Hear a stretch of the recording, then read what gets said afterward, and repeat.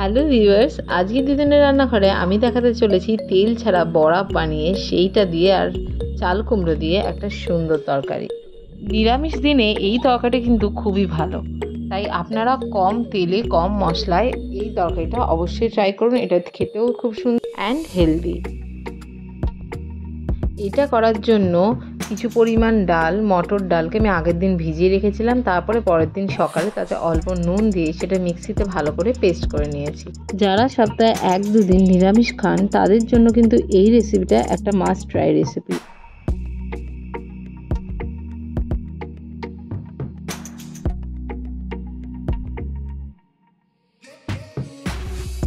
প্রথমে সর্ষের তেল অল্প গরম হলে তাতে জিরে ফোড়ন আর শুকনো লঙ্কা ফোড়ন দিয়ে ভালো করে নাড়াচাড়া করে নিলাম এবং তারপরে তাতে 1.5 চামচ মতো আদা বাটা দিয়ে দিলাম। তাতে নুন আর অল্প পরিমাণ হলুদ, 1/2 চামচ মতো নুন হলুদ দেবেন। পরে নুনটা টেস্ট করে নিয়ে আবার একটু স্বাদ মতো নুন অ্যাড করতে পারেন।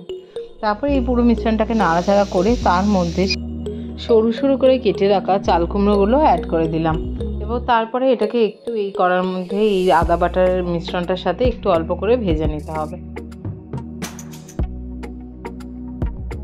1 মিনিট এরকম নাড়াচাড়া করার পর, যেহেতু আমি চাল কুমড়োটা আগে থেকে সিদ্ধ করিনি, ওই জন্য অল্প জল দিয়ে এটাকে একটু ভাপে সিদ্ধ হতে দিতে হবে। একটা চাপা দিয়ে দেবেন, 1 মিনিট রেখে তারপর আবার চাপাটা খুলে দেখে নেবেন যে এটা সিদ্ধ হলো কিনা।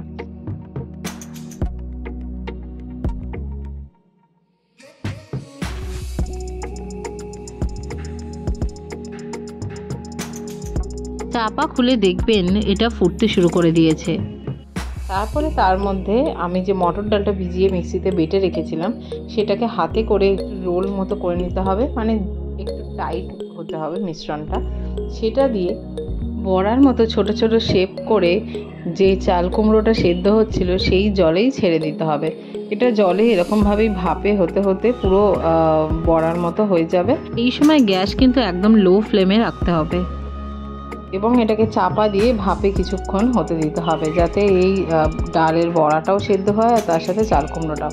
ব্যাস, তারপরে ঢাকা নামিয়ে অল্প নাড়ানাড়ি করে দেখতেই পাচ্ছেন এখানে তেলে না ভেজে বড়াগুলো কি সুন্দরভাবে তৈরি হয়ে গেছে। এবারে এটার মধ্যে আমরা লাস্টে নামানোর আগে দিয়ে দেবো 1 চামচ ঘি, 1/2 চামচ চিনি এবং 1/2 চামচ গরম মশলা দিয়ে এটাকে ভালোভাবে নাড়িয়ে এটাকে নামিয়ে নেব।